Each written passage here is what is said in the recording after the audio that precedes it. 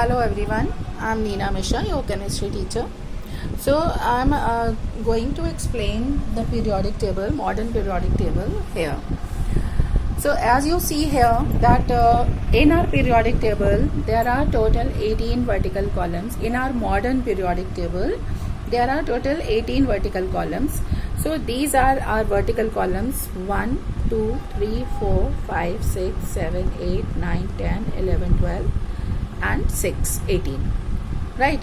So these vertical columns are called groups, and there are total 7 horizontal columns like 1, 2, 3, 4, 5, 6 and 7.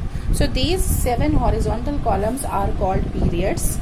So in our long form of periodic table we have total 18 vertical columns and 7 horizontal columns, right? These vertical columns are called groups while horizontal columns are called periods. Now what happens here, you see that this side we have only two groups, two lines, two groups. In between these here we see that we have 6 groups, 6 vertical columns, 6 groups, and in between these 2 and 6 we have 10 vertical columns, and at the bottom of this periodic table we have 2 horizontal lines of 14 elements each.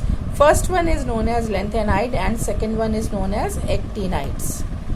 Now coming back to this side, these two are collectively called as S block elements. As the last electron enters in first group, this is our first group, last electron enters in our first group elements always in s orbital, and here in second group case again same reason. So that's why these are collectively called S block elements, क्योंकि last electron हमेशा किस में enter करेगा, S में enter करेगा. Like the general configuration of this first group is NS1 and the general configuration for second group is NS2, क्योंकि आपने पढ़ा कि S में maximum 2 electrons हो सकते हैं. Now coming to this side, here you see that there are 6 columns, 1, 2, 3, 4, 5, 6 vertical columns, and these 6 vertical column elements are collectively called P block elements, and their general electronic configuration is NS2 NP126. NP126 मतलब अगर 13th element 13th group है तो 13th group के लिए ये हो जाएगा NS2 NP1, for 14th group NS2 NP2, here NS2 NP3, NS2 NP4, for 17th group NS2 NP5, and for 18th group NS2 NP6. So the general configuration of all these elements is NS2 NP126, right? Now these 10 columns which are present between S block elements and D block elements, we have 10 columns and collectively all these are called D block elements, as the last electron always entered in D block, in D subshell. Is it clear? तो जिस में भी last electron जिस भी subshell में enter करता है उसी के अकॉर्डिंग हम उनको उस ब्लॉक का एलिमेंट कहते हैं, like S block element, P block element, D block element और F block element. So these two series are F block elements, क्योंकि लास्ट इलेक्ट्रॉन इनमें एफ में एंटर करेगा. This first series is 4f series. आपने पढ़ा कि in F maximum of 14 electrons can enter only, so f1 to 14, and this is 5f series, again 5f1 to 14, right? Now coming back to again our main series. So this is our first group, and this first group elements are collectively called alkali metals because when dissolved in water they form strong alkalis. That's why these are known as alkali metals. Then here you see second group elements. Second group elements are collectively called alkaline earth metals. They also form strong alkalis like MgOH whole twice, CaOH whole twice, BaOH whole twice. But ये उतना strong नहीं होते हैं जितने कि first group के alkali होते हैं, लाइक NaOH, KOH. ठीक है. So these are called alkaline earth metal. Why earth metal? Because all are present in earth crust. That's why their name is alkaline earth metals. Then these are the D block elements, and D block elements contains 10 groups starting from 3rd to 12th group. So these are our 11th and 12th groups, and in 11th and 12th group you see that we have copper, silver, gold and zinc, cadmium, mercury. So all these elements collectively called coinase metals. Coinage metals इसलिए क्योंकि आपको मालूम है कि इन्हीं से coins बनते हैं, किसी भी कंट्री की वेल्थ डिपेंड करती है, इसलिए इनको कलेक्टिवली हमने क्या नाम दिया? Coinage metals. Now after this last 18th group elements contains helium, neon, argon, krypton, xenon and radon. So all these are noble gases, inert gases. Inert gases means they possess all these possess 8 electrons in their outermost shell, except helium. In helium 2 electrons are present. So ये अपनी stability को ख़त्म नहीं करना चाहते हैं, क्योंकि 8 electrons means a stable configuration.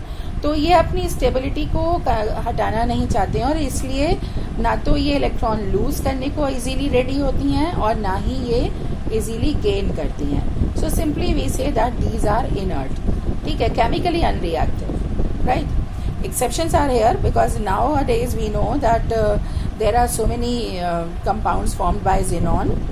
लेकिन पहले जो इनका नोबल गैस नाम दिया गया था इनर्ट गैस, वो इसी बेस पर है कि they are highly unreactive because of their stable configuration. Right. Now this is our 17th group, and this 17th group elements are collectively called fluorine, chlorine, bromine, iodine, astatine. These are collectively called halogens. Halogen means, halogen का मतलब होता है colored. तो coloured क्यों इनका नाम दिया गया? Because here you see that their electronic configuration is, general electronic configuration is NH2 NP5. अगर आपने NH2 को S में प्लेस करा और P5 को according to Hund's rule, then you have one unpaired electron, and because of the presence of this unpaired electron they show colour. क्योंकि जो unpaired electron होता है, this unpaired electron absorb some amount of energy from visible region, from visible light, and show some and impart some color also. तो that's why अगर unpaired electron होता है तो हम कहते हैं कि वो color show करेगा. So these 17th group elements are collectively called halogens. Then we have the 16th group, and this 16th group compounds are known as chalcogens. They are known as chalcogens. चाल्कोजन का मतलब होता है ओर forming, यानी ये वो elements हैं जो ओर form कर सकते हैं. As you see here that oxygen and sulphur, you know that most of our ores are either oxides or sulfides, right, or carbonate, again oxygen is present, so that's why these are called chalcogens. Right. Now again coming back, we have total 18 groups, and the main properties of these 18 groups are, first is they all possess same electronic configuration. Means in each group all the elements having a general electronic configuration, or same general electronic configuration. For example, you see that for first group we say that the general electronic configuration is NS1, for second group NS2, or for here you see that for 17th group we say NS2 NP5, or for P block elements we say that NH2 NP1 to 6. So each group possesses a fixed general configuration. Now second point is, in each and every group the valence electrons and valency remain same. As here you see that in first group all possess NS1. NS1 means one electron in the last shell. In case of hydrogen it is 1s1, in case of lithium it is 2s1, then 3s1, 4s1, 5s1, 6s1, 7s1. but the last electron is 1 only, so their valence electron is 1 and their valency is also 1.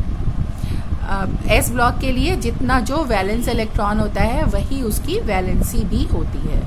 तो for first group valence electron is 1, valency is also 1, and for second group valence electrons are 2 and thus valency is also 2. Now for p block elements क्या हम बताते हैं कि that for p block element valence electron कैसे निकालेंगे हम? valence electrons equals to group number -10. अब -10 हमने इसलिए करा क्योंकि बीच में 10 d block elements भी आते हैं.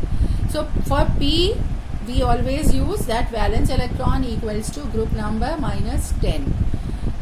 For example आपने अगर suppose 16th group लिया है तो 16th ग्रुप का अगर आपको वैलेंस इलेक्ट्रॉन निकालना है then we have to write valence electron equals to 16 - 10 that is 6, right. अब वैलेंसी अगर हमें निकालनी है पी ब्लॉक की तो वैलेंसी निकालने के लिए हम क्या करते हैं, जैसे ग्रुप नंबर से माइनस करा हमने तो ग्रुप नंबर से -10 करके हमने निकाला तो आपने देखा कि ग्रुप नंबर से जब हम माइनस करते हैं तो पी ब्लॉक के लिए हमें क्या मिलेगा? फॉर पी ब्लॉक आपको मिलता है वैलेंस इलेक्ट्रॉन 3, 4, 5, 6, 7, 8. ये तो दोनों एस के हैं लेकिन 3, 4, 5, 6, 7, 8 ये पी ब्लॉक के वैलेंस इलेक्ट्रॉन हैं. तो अगर पी ब्लॉक में वैलेंस इलेक्ट्रॉन ये होते हैं तो आप इनकी वैलेंसी कैसे निकालेंगे? For 3 it is 3, for 4 it is 4. लेकिन जैसे ही 5, 6, 7, 8 होता है तो आप क्या करते हैं कि ऑक्टेट यानी 8 इलेक्ट्रॉन में से इनको माइनस करते हैं वैलेंस इलेक्ट्रॉन्स को. तो 8 - 5 दैट इज 3, 8 - 6 2, 8 - 7 1, 8 - 8 0. तो वैलेंसी कैसे हो जाएगी? अगर हम वैलेंसी को चेक करें, एक जनरल अगर हमने सपोज ले लिया है, सपोज हमने ये लिया है एक सेकेंड पीरियड, तो सेकेंड पीरियड में हम कैसे बताएंगे कि हमने यहाँ से lithium, beryllium, boron, carbon, nitrogen, oxygen, fluorine, neon लिया. तो आपको मालूम है कि इसमें क्या होगा कि वैलेंस इलेक्ट्रॉन तो कैसे बढ़ेंगे? 1, 2, 3, 4, 5, 6, 7, 8. और वैलेंसी कैसे हो जाएगी? 1, 2, 3, 4 के बाद डिक्रीज करेगी 3, 2, 1, 0, जो कि मैंने यहाँ पर नोट करी हुई है. वैलेंस इलेक्ट्रॉन कैसे इंक्रीज कर रहे हैं? 1 से लेके 8 तक किसी भी पीरियड में, सेकेंड और थर्ड पीरियड में. और वैलेंसी क्या करेगी? First it increases up to 4 and then decreases up to 0, right. Similarly अगर हम यहाँ से चेक करें और next point similarity atomic size. Third point is definite gaps. अगर हम ग्रुप में फर्स्ट ग्रुप और सेकेंड ग्रुप के बीच में देखें कि कितना एटॉमिक नंबर में गैप आ रहा है, सो दिस गैप इज 2, देन 8, 8, 18, 18, 32. कैसे है यहाँ से चेक करते हैं. आपने देखा हाइड्रोजन का है 1, लिथियम का है 3 एटॉमिक नंबर, तो 3 - 1 करा तो इन दो के बीच में कितना डिफरेंस आया? 2. ये 2 हो गया. लिथियम है 3, सोडियम है 11, तो 11 - 3 कितना आएगा? 8. इसी तरह से आप आगे भी करते जाएंगे और जैसे जैसे आप आगे करते जाएंगे, जैसे हमने पोटेशियम लिया 19, 19 - 11 अगेन 8, तो ये 8 है. फिर 37 फिर ये आपने लिया 37 - 19, 37 में से 19 माइनस करेंगे 18. इसी तरह से आप ऐसे माइनस करते जाइए और फाइनली वी गेट 2, 8, 8, 18, 18, 32. ये हमें डेफिनेट गैप्स दो एडजेसेंट ग्रुप मेंबर के एटॉमिक नंबर के बीच में गैप मिलेगा, right. Now atomic size increase करता है. Atomic size always increases from top to bottom because atomic number increases and thus number of shells also increases. Then fifth point is similarity in properties, means in a group all elements always show similarity in properties. क्यों similarity in chemical properties? Because they have same valency, same valence electrons and thus show similarity in chemical properties. Remember, this is chemical property. Then for physical properties always show a regular trend, either they decreases or increases from top to bottom in a group. So they show a regular trend. So these are the properties of groups. So in all we have total 18 vertical columns which are called groups, right? Now coming to period. So here you see that we have 7 periods, 7 horizontal columns, 7 periods. So these are the horizontal columns, so these are periods. So in our first period you see that only hydrogen and helium is present. So first period contains only two elements, second contains 8, third contains 8 क्योंकि यहाँ पे D नहीं आया है अभी. Then fourth and fifth contains 18 क्योंकि अब ये D block के 10 भी आ गए तो 18. Then sixth period contains 32. क्यों 32? क्योंकि आपने यहाँ देखा लेंथेनम 57 है, 57 के बाद नेक्स्ट हमारा एटॉमिक नंबर 72 आ रहा है. हमारी मॉडर्न पीरियोडिक टेबल का जो लॉ है, मॉडर्न लॉ, वो क्या है? That physical and chemical properties of the elements are the periodic function of their atomic number. Means all the elements are arranged in this long form of periodic table according to their increasing atomic number. So ये increasing atomic number कैसे हो रहा है कि 1 के बाद 2, then 3, 4, 5, 6, 7, 8, 9, 10, then 11, 12, 13, 14, 15, 16 इस तरीके से हमारा चल रहा है. But there is a difference. 57 के बाद 72 आया. क्यों आ रहा है? उसका रीजन, लेंथेनम के बाद 14 एलिमेंट्स जो होते हैं, total 15 elements same property show करते थे और सारे एलिमेंट्स को हम एक ही जगह नहीं रख सकते थे. अगर हम उनको आगे बढ़ाते तो वो अपनी सिमिलैरिटी इनसे शो करते जो कि नहीं पॉसिबल था. मतलब किसी भी एक ग्रुप के एलिमेंट्स, आपने अभी पढ़ा कि दे show similarity in their properties, right? तो अगर सिमिलैरिटी है तो वैलेंस इलेक्ट्रॉन सेम होना चाहिए, लेकिन सारे 15th एलिमेंट को हम अगर आगे प्लेस करते तो वो सब कुछ डिस्टर्ब कर देते. इसलिए हमने एक रिप्रेजेंटेटिव यहाँ रखा लेंथेनम और बाकी के 14 एलिमेंट्स को हमने नीचे place the 58 to 71. So this series is called lanthanides, starting from lanthanum से लेंथेनाइट सीरीज. तो हमने बाकी 14 एलिमेंट्स को यहाँ रखा, लेकिन एक रिप्रेजेंटेटिव को यहाँ रखा और इसीलिए आपको यहाँ 57 के बाद एक क्लीन जंप मिल रहा है एटॉमिक नंबर में 72. ये 14 एलिमेंट्स यानी 18 + 14 कितने हो जाएंगे इसमें? 32. This is an incomplete period, 7th है. और यहाँ भी आप अगर देखें तो यहाँ भी देखिए एक्टीनियम है और एक्टीनियम के बाद 89 के बाद सीधे 104 आया. अगेन 14 एलिमेंट्स की जंप आई है. ठीक है, क्यों आई है? Same reason. एक्टीनियम से एक सीरीज शुरू हुई एक्टिनाइड और उसके 14 एलिमेंट्स को हमने यहाँ प्लेस करा atomic number 90 to 103. So these 14 elements are placed here and this series is called actinide series. In this series, last electrons enters into 5f subshell. In lanthanide, entered into 4f. Right? तो ये हमारा हो गया. ये आपका periodic table का एक चीज आ रही है. अब इसमें फिर से चेक करते हैं इन पीरियड यानी आपको क्या मिला कि हमको टोटल मिलता है. अगर हम पीरियड में चेक करें तो फर्स्ट पीरियड में 2 एलिमेंट्स, सेकेंड और थर्ड में 8 एलिमेंट्स, देन 18 फोर्थ और फिफ्थ में 18 एलिमेंट्स, 6 में 32 होने चाहिए बट अभी तक जो है 30 एलिमेंट्स इसमें टोटल आए हैं. 2 डिस्कवर हो चुके हैं लेकिन अभी प्रॉपर्टीज डिस्कस नहीं हुई हैं. तो 30 एलिमेंट्स हैं, मैक्सिमम होंगे कितने? 32. एंड जो 7th वन है, 7th पीरियड जिसको हम इनकम्प्लीट पीरियड कह रहे हैं, इसमें भी अभी 30 एलिमेंट्स आ चुके हैं. ठीक है, तो ये अभी हमारा इनकम्प्लीट पीरियड कहलाता है. And this first period is known as very short period क्योंकि सिर्फ 2 एलिमेंट हैं. These second and third are called short period, 8 हैं. Then fourth and fifth are called long period. This one is called very long period and 7th one is called incomplete period. तो ये हम इनको नाम देते हैं.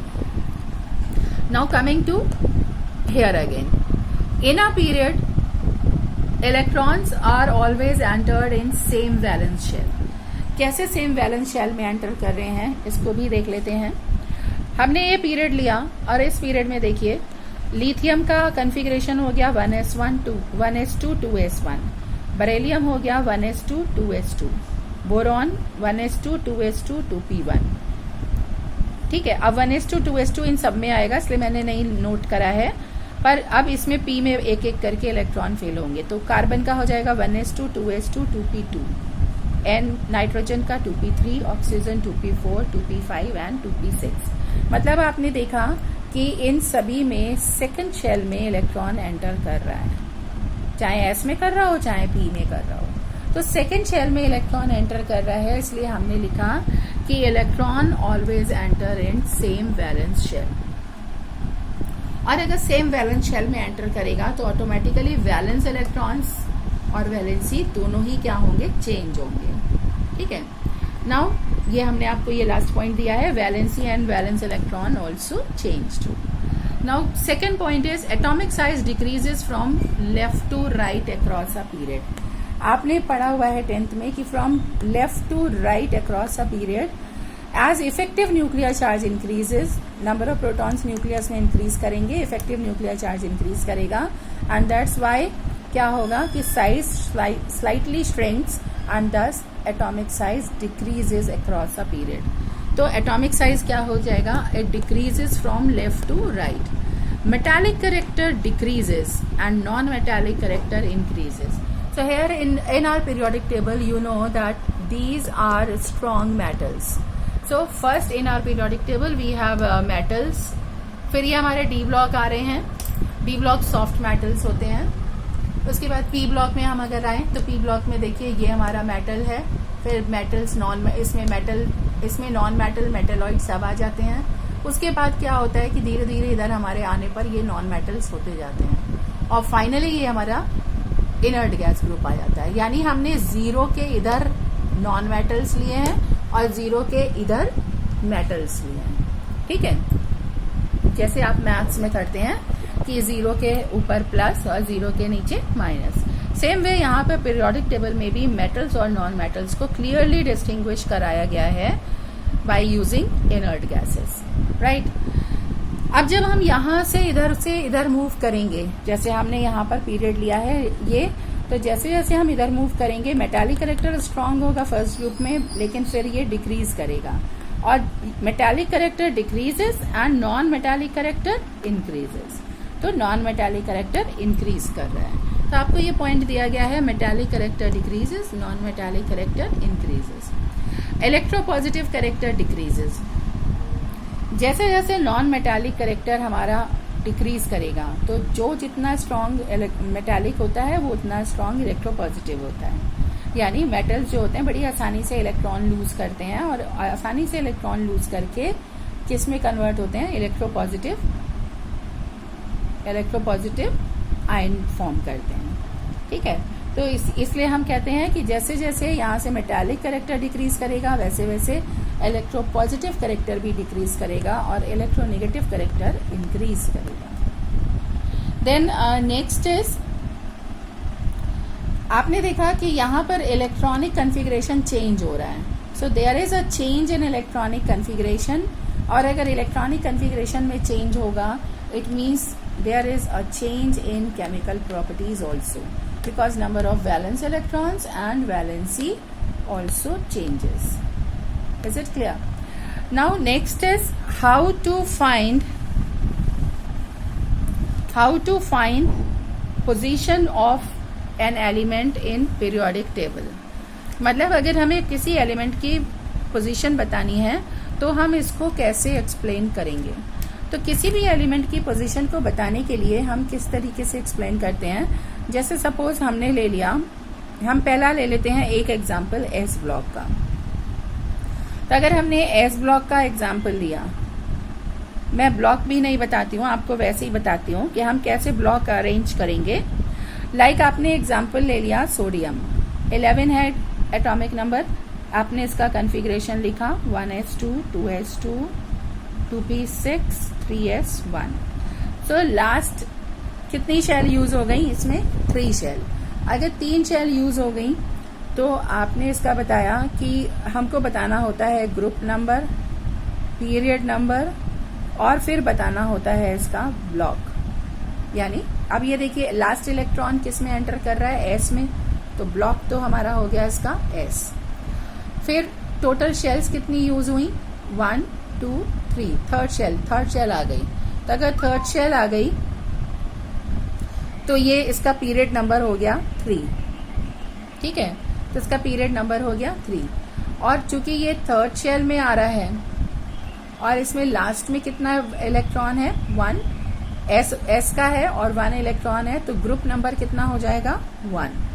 आपको बताया था कि फॉर एस ऑर्बिटल अगर एस सब शेल में इलेक्ट्रॉन एंटर करता है तो ग्रुप नंबर वही रहेगा, अगर 1 है तो फर्स्ट ग्रुप, 2 है तो सेकेंड ग्रुप, ठीक है। तो ये हमारा ग्रुप नंबर हो गया, यानी हम तुरंत बता देंगे कि सोडियम फर्स्ट ग्रुप में थर्ड पीरियड में है। अब ये देखिए सोडियम को अगर हम देखें तो फर्स्ट ग्रुप में थर्ड पीरियड में है, ठीक है। तो इस तरीके से हम बता सकते हैं एस ब्लॉक एलिमेंट्स की पोजीशन। So this is only for s block elements, ठीक है। अब हम सेकेंड एग्जाम्पल लेते हैं and our second example is, अगर हमने कोई पी ब्लॉक का एलिमेंट ले लिया, तो अब हम ले लेते हैं पी ब्लॉक का एलिमेंट। और अगर हम पी ब्लॉक का एलिमेंट लेते हैं तो सपोज हमने ले लिया सल्फर। सल्फर का एटॉमिक नंबर होता है 16। 16 को आप लिखेंगे 1s2 2s2 2p6 3s2 3p4। तो ये हमने इसका इलेक्ट्रॉनिक कन्फिग्रेशन ले लिया। अब इस इलेक्ट्रॉनिक कन्फिग्रेशन में देखिए पी में लास्ट एंट्री हो रही है, तो ब्लॉक क्या हो गया, ब्लॉक हो गया पी, ठीक है। पी के बाद लास्ट शेल हमारी थर्ड आ रही है, तो पीरियड नंबर हो गया 3, पीरियड 3 हो गया। अब टोटल इलेक्ट्रॉन्स देखिए, लास्ट शेल के total electrons group number P के लिए कैसे बताएंगे, remember for P group number कैसे बताएंगे, ग्रुप नंबर इक्वल्स टू, देखिए टोटल लास्ट शेल के इलेक्ट्रॉन्स का टोटल करिए, ये भी थर्ड शेल है, ये भी थर्ड शेल है, तो 2 + 4, तो आपने करा 10 प्लस वैलेंस इलेक्ट्रॉन्स, तो ये हो जाएगा 10 + 6, ये वैलेंस इलेक्ट्रॉन्स हैं और ये टोटल हैं 6, तो आपने इनको ऐड कर दिया 10 + 6, तो ये आ गया आपका 16, यानी ग्रुप नंबर हो गया 16, पीरियड हो गया 3 और ब्लॉक हो गया पी। Is it clear? तो एस ब्लॉक के लिए हम ऐसे निकालते हैं, पी के लिए थोड़ा सा चेंज यहाँ पर करना होगा, क्योंकि आपको मालूम है कि ग्रुप नंबर निकालने के लिए आप 10 प्लस करेंगे, क्योंकि 10 आपका डी ब्लॉक भी स्टार्ट हो चुका होता है पी के पहले, राइट। अब हम आते हैं डी ब्लॉक में। अगर हमें डी ब्लॉक के एलिमेंट्स को करना है, तो जैसे सपोज हमने एग्जाम्पल ले लिया, एक एग्जाम्पल हमने आयरन का लिया, आयरन का एटॉमिक नंबर 26 है, और अगर हमने इसका कन्फिग्रेशन लिखा तो इसका कन्फिग्रेशन हो जाएगा कोर आर्गन 4s2 3d6। अब लास्ट इलेक्ट्रॉन हमारा एंटर करा डी में, तो आपने तुरंत लिखा block equals to d. Period fourth shell use में आ चुकी है, तो पीरियड कौन सा हो गया, 4, ठीक है। पीरियड 4 के बाद अब आपको निकालना है ग्रुप, तो ग्रुप नंबर निकालने के लिए अब आपको क्या करना है, ध्यान से समझिएगा। हमारे पास टोटल, अगर हमें ग्रुप नंबर निकालना है इसमें, तो ग्रुप नंबर निकालने के लिए देखिए लास्ट शेल तो हमारी 4s2 चल रही है, ठीक है, लास्ट शेल तो हमारी 4s2 है, लेकिन जो हमारे डी में इलेक्ट्रॉन्स हैं वो कितने हैं, 6, और हमारा डी ब्लॉक जो शुरू होता है वो इतने से ही शुरू होता है, D1 से लेकर के D10 तक, राइट। तो आप इसमें क्या करेंगे, जो हमारे डी के इलेक्ट्रॉन्स हैं, डी के इलेक्ट्रॉन्स के बेस पर अपना आंसर लाएंगे। कैसे लाएंगे,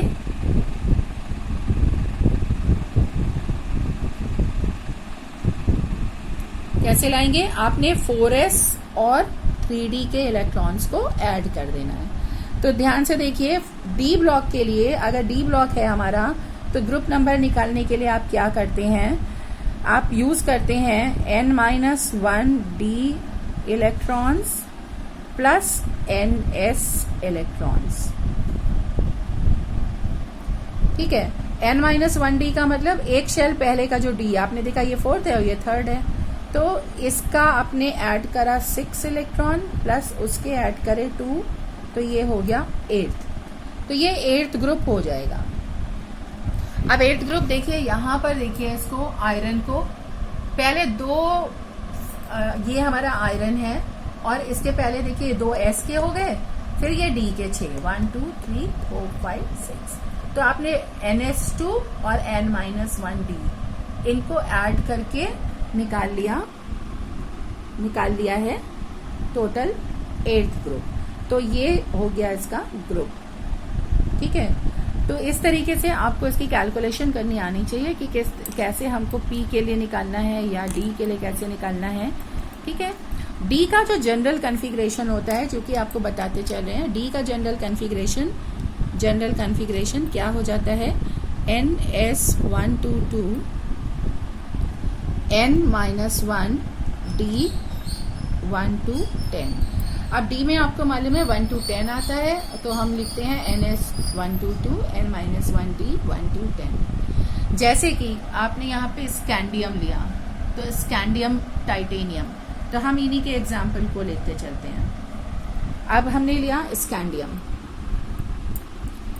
तो जब आपने स्कैंडियम को लिया तो स्कैंडियम के लिए 21 होता है एटॉमिक नंबर, तो 21 में आपने लिखा 1s2 2s2 2p6